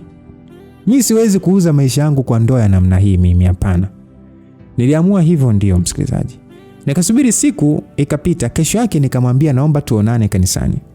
Yes, aliniita tukafanya maongezi kanisani. Basi acha na mimi nikatoe majibu ya maongezi hayo kanisani. Tena hapo kanisani. Kweli alitikia wito. Tukasalimiana fresh tu. Baada ya salamu nikamnyoshia mkono yenye pete na kumwambia kwamba naomba uvue hii pete. Nilivyomwambia hivyo akauliza kwa nini, nikamjibu no, we nivue tu, nivue kwanza. Hakuuliza tena, akaitoa nikatoa kibox chake na kumwambia weka akaweka. Baada ya kuweka tu nikamwambia kwamba nashukuru sana kwa muda wako na kila kitu, ila naomba uchumba wangu na wewe uishie hapa. Hakuamini, akauliza kwa nini, nikamwambia mimi sioni ndoa ya amani baina yangu na wewe. Akijitahidi sana kuniuliza labda kama kuna kitu kimenikwaza basi siji nimsamehe nini, ila mimi sikutaka kuongea zaidi. Nikainuka ili niondoke. Akanishika eti anataka kuniombea. Akihisi kwamba mimi nimevamiwa na pepo. Nikamwambia wewe, mimi sijaingiwa na pepo, niko sawa vizuri sana. Yaani niko sawa tena, nina utimamu. Jamaa hakuelewa. Akangangana pale mwisho sasa mimi nikatumia ukali, maana alikuwa kama kachanganyikiwa. Maskini baada ya kumsemesha kwa ukali alipoa na kuomba tuongee, ila niligoma. Kwa huzuni akainamisha kichwa chini kama dakika 2 hivi. Kisha akakaa na kuuliza kwamba kwa hiyo unamaanisha kweli unataka tuachane? Nikajibu ndio. Ajabu alicheka. Akasema kwamba ama kweli nimeamini lile neno la watu wangu wanaangamia kwa kukosa maarifa. Sawa, unaweza kwenda ila utakuja kunikumbuka. Narudia tena, utakuja kunikumbuka. Yaani utanikumbuka wewe binti. Utakuja kunikumbuka wewe binti. Nakwambia hapa kanisani utakuja kunikumbuka. Bila majuto niliinuka nikamwambia bye. Nikaondoka bila hata kugeuka nyuma. Baada ya tukio hilo, simu za familia zilianza kupigwa kama wanamtafuta mtu aliyepotea. Wachungaji nao hawakuwa nyuma. Nilitafutwa kama almasi, lakini mimi sikugeuka nyuma wala sikuwa na majuto ndani yangu. Familia yangu ilinisema sana lakini mimi sikujali. Wiki kapita. Kijana akapiga simu na kunitaka nimrudishie posa yake. Sikuwa na shida. Nikamuuliza pale, nairudisha kwako yani mkono kwa mkono au mbele ya mashahidi au natuma kwenye simu? Akaniambia kwamba nitakujuza. Nikajibu poa. Sasa baadaye akatuma SMS akisema kwamba ameahirisha, so mahusiano yangu na yeye yakaishia hapo. Basi nikaendelea na maisha yangu, ila baada ya hilo tukio hakuna rangi ambayo sikuiona msikilizaji. Yaani nilikutana na wanaume washenzi kuliko kawaida. Kilio na maumivu ya mapenzi vikawa sehemu yangu, huku mapenzi ya kweli yakipita mbali na mimi mita 100. Oya, nilinyoshwa. Hadi ikafikia kipindi nikaanza kutafuta watumishi wa Mungu, maana hakuna jema lililokuja kwangu. Lakini pamoja na kuombewa haikusaidia, nikabaki najiuliza, au ndo ile laana alionipa? Lakini mbona nimeomba toba sana? Au na Mungu kanikasirikia? Nilikonda roho, amani ikaondoka kabisa. Kitu kilichobaki kinaenda sawa ni biashara zangu tu. Walau hizo Mungu alinihurumia, maana angesema anipige na kwenye uchumi, wallahi ningekufa. Lakini pamoja na kuwa napata hela haikutosha. Nilihitaji tulizo la roho, na sio tulizo tu, nilitamani ndoa, lakini wa kuoa sasa hawakuniona. Basi bwana, muda ulienda, ikapita miaka 3. Hali ikiwa vile vile, nikaamua kufunga mshipi kiunoni. Nikafunga wiki 2, ikawa ni mwendo wa toba na utakaso tu. Baada ya wiki za mfungo kupita, nikajipa pumziko la wiki, kisha nikaanza mfungo mwingine wa kuomba kibali cha ndoa. Na nakumbuka ilikuwa ni mwishoni mwa mwaka. Hivyo maombi yangu ilikuwa ni mwaka unaoingia ukae wa neema kwangu, walau nimpate mtu wa kunipenda kweli, na ikimpendeza Mungu kwa mapenzi yake basi niolewe. Uliza kilichofuata baada ya maombi hayo. Aise, nilichalazwa kuliko kawaida. Picha likaanza mwanzo wa mwaka tu, akajitokeza mkaka wa kuitwa Kevin. Huyo kaka bwana alikuwa ndugu yake na Teresa, na walikuwa wanaelewana sana. Tulikutana wapi? Nyumbani kwa kina Teresa. Tena nakumbuka tulienda kwenye ubatizo wa mtoto wa ndugu yao. Kufika huko bwana, si ndo nikakutana na huyo Kevo. Akaomba namba nikampa, na mwongezi akaanza. Niseme tu alijua kunizamisha kwenye mapenzi. Yaani nilivurugwa kuliko kawaida. Nikazama hadi nywele. Nikawa hadi naogopa sasa kumuuliza Mungu kama ni sahihi au la. Ila kama kawaida shogangu akanisi, usijimalize binti, hawa watu hawaaminiki. Mimi nasikia basi. Ndio kwanza nikatia pamba masikioni. Nikana mheshimu kuliko kawaida. Kila kitu changu lazima nimjoleshe. Na ili kunipa moyo, akananipa mastori ya kazini kwao. Jamaa alikuwa kwenye kitengo nyeti, ila hakujali, akananielezea yote yanayoendelea. Na kuambia kama ningekuwa mlevi, basi ningenyongwa kwa kutoa siri za taifa. Maana kila issue zilikuwa hapa. Kwa hiyo mimi ningekuwa na kamdomo kingenilamba mapema. Basi bwana, penzi lile lilienda kwa kasi sana. Nakumbuka nilimfungia safari kutoka Datu Manyara. Bila wasiwasi, mtoto nikapita wilaya na mikoa kumfuata mpenzi. Kufika bwana, nikapokelewa vizuri na kupelekwa maeneo ya Makuli. Nikaanza kupiga menyo bwana. Baada ya menyo tukarudi home. Yaani kwa ajili ya kupumzika tu. Kabla ya mapumziko tukacheki afya kwanza. Majibu yakatoka, kila mmoja akawa safi. Tukaingia mapumzikoni. Ukweli wa moyo, kwenye harakati za mapumziko jamaa hakuwa vizuri hata kidogo. Nadhani mtakuwa mmenielewa. Hilo si unajua tena ukishampenda mtu hilo linakuwa tatizo dogo sana so lilikuwa halina umuhimu kwangu. Kikubwa niko naye, mengine ni majali watu wa Mwenyezi Mungu. Basi usiku ule bwana ulipita, kesho ikaingia. Mtoto akika mapema, nikaamka na kufanya usafi. Bwana kuja kuamka nyumba iko safi. Akaniuliza nataka kula nini? Nikataja. Akaenda akaleta vitu vya chai pamoja na vya mchana. Tukapiga chai pale, kisha akaomba kutoka na kusema atawahi kurudi. Mimi ni nani nikatae? Nikasema sawa. Basi akaondoka, mimi nikabaki home. Nakumbuka aliondoka ilikuwa saa ngapi? Ilikuwa ni saa 2 hivi. Yes, ilikuwa ni saa 2 asubuhi. Na makubaliano ya kurudi ilikuwa ni saa 7. Lakini bwana ule hadi inafika saa 10 hajarudi. Hapo sasa mimi nishapika mboga na kusonga ugali. Ukawa yani ugali unaroa tu kwa jasho la hotpot. Nadhani mnaelewa ugali kuweka kwenye hotpot. Ukija kufungua umesweat. Na ikawa sasa kila nikimpigia ananiambia nakuja sasa hivi nakuja. Mimi haya, sasa nitafanyaje? Hakuna cha kufanya zaidi ya kuitikia tu haya. Ila hii sio sawa. Yaani mimi nimetoka Dar hadi huku. Tena nimefika usiku. Ila leo naachwa ndani kutwa nzima peke yangu. Uongo, dhambi bwana, mimi sikupenda hata kidogo. Ila sasa ndo sikuwa na namna. Basi nikasubiri akaja kurudi ilikuwa saa 12 kama dakika 30 hivi na point. Kufika hakutaka hata kula. Akanambia vaa twende kuangalia miradi chapo. Nikauliza sasa hivi au kesho? Akasema sasa hivi. Mtoto wa watu. Basi nikajinua haraka na kubadilisha nguo. Nilipomaliza tukatoka nje na kupanda boda hao kwenye mashamba yake. Kufika huko tukaangalia vya kuangalia, nikashirikishwa pale mambo kadhaa, nikatoa na mawazo kidogo pale, kisha tukarudi nyumbani. Hiyo ni saa ngapi? Saa 1 inaelekea saa 2. Uliza sasa tulipofika alikaa. Ni huzuni. Mwenzenu baada ya kufika aliingia bafuni, akaoga chapu na kuniambia anatoka mara moja. Nikauliza nenda wapi? Akaniambia kuna mshikaji anaenda kuonana naye mara moja. Kinyonge nikajibu tu sawa na kuomba awahi kurudi. Kwa ujasiri akajibu poa na kusepa. Uliza irudi saa ngapi? Jamaa alikuja kurudi saa 6 kasoro. Tena bila wasiwasi na hakusema hata samahani kwa kuchelewa. Nikajiambia si lazima kulalamika, acha tu nimpe muda, huenda ilikuwa ni lazima arudi muda huo. Basi mimi nikashuka kitandani ili nimsaidie kumtoa nguo ili akafanye akaoge. Ile kumsogela hivi na kukutana na harufu ya pombe kudadadeki. Nikauliza kwanza tena niuliza kiupole tu, umekunywa? Akajibu kidogo tu. Basi mimi nikafunga mdomo na kushika nguo ili sasa nimvue. Mikono ikadakwa na kuniambia kwamba acha navua mwenyewe. Pause liniisha. Kinyonge tu nikarudi nyuma na kupanda kitandani. Akaingia bafuni mwenyewe akaoga, alivyomaliza akapanda kitandani. Sasa unajua kuna ile unawaza mtu akipanda hapa kitakachofuata ni nini? Hiyo uliyofikiria. Cha kushangaza, jamaa alipanda akachukua shuka akajifunika na kugeuka upande wa pili shwa. Nikachua mgongo mba. Hebu nifute machozi mie kwanza.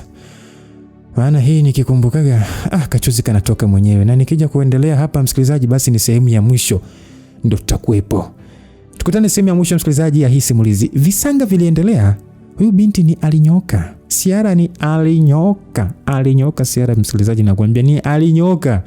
Kwa hiyo wewe jitahidi sana mwaka unapoanza. Naomba sana mapenzi kwako yasiwe ni kitu kingine kinachokupa stress kwenye haya maisha, sawa? Mtayarishaji na Rita Story ni kusimulia simulizi. Ni mimi Lucas Lumbas. Niseme tu God be with you till we meet again kwenye sehemu ya mwisho. Bye bye.